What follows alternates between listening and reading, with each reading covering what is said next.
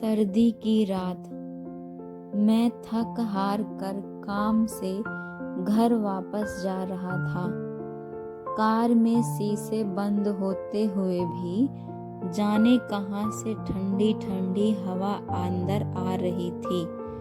मैं उस सुराख को ढूंढने की कोशिश करने लगा, पर नाकामयाब रहा। कड़ाके की ठंड में आधे घंटे के ड्राइव के बाद मैं घर पहुंचा। रात के 12 बज चुके थे। मैं घर के बाहर कार से आवाज देने लगा। बहुत देर हॉर्न भी बजाया। शायद सब सो चुके थे। 10 मिनट बाद खुद ही उतर कर गेट खोला। सर्द रात के सन्नाटे में मेरे जूतों की आवाज साफ सुनी जा सकती थी। कार अंदर कर जब दोबारा गेट बंद करने लगा, तभी मैंने देखा एक 8 से 10 साल का बच्चा अपने कुत्ते के साथ मेरे घर के सामने फुटपाथ पर सो रहा है। वह एक अधफटी चादर ओढ़े हुए था। उसको देखकर मैंने उसकी ठंड महसूस करने की कोशिश की तो एकदम सकपका गया। मैंने मोंटे कार्लो की महंगी जैकेट पहनी हुई थी, फिर भी मैं ठंड को कोस रहा था। और बेचारा वो बच्चा, मैं उसके बारे में सोच ही रहा था कि इतने में वो कुत्ता बच्चे की चादर छोड़ मेरी कार के नीचे आकर सो गया। मेरी कार का इंजन गर्म था। शायद उसकी गर्माहट कुत्ते को सुकून दे रही थी।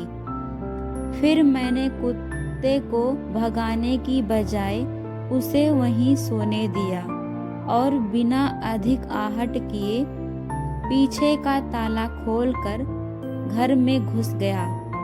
सब के सब सो रहे थे। मैं चुपचाप अपने कमरे में चला गया।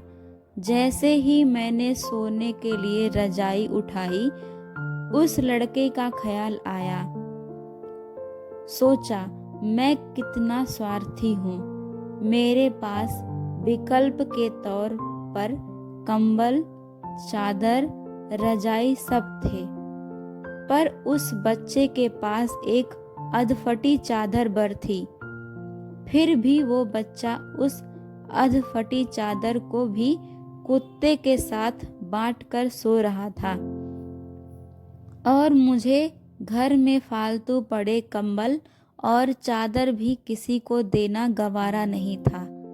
यह सोचते सोचते ना जाने कब मेरी आंख लग गई। अगले दिन सुबह उठा तो देखा कि घर के बाहर भीड़ लगी हुई थी। बाहर निकला तो किसी को बोलते सुना, अरे वो चाय बेचने वाला सोनू कल रात ठंड से मर गया।